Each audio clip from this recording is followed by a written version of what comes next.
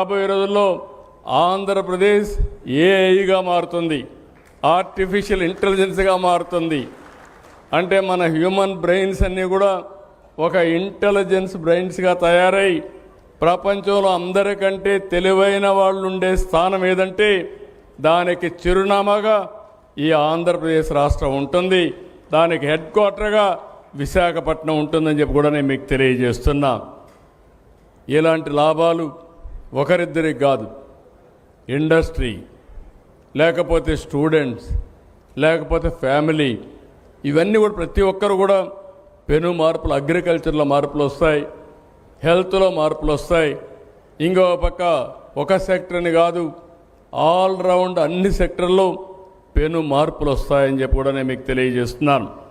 ఇంకో పక్క మీరు చూస్తే ఈ సెంటర్ వల్ల ఇక్కడి నుంచి ప్రపంచం మొత్తం గూగుల్ ఎక్కడైతే సర్వీసులు ప్రొవైడ్ చేస్తుందో ఆ దేశాలకు ఇక్కడి నుంచి సేవలు అందించే అవకాశం వస్తుంది.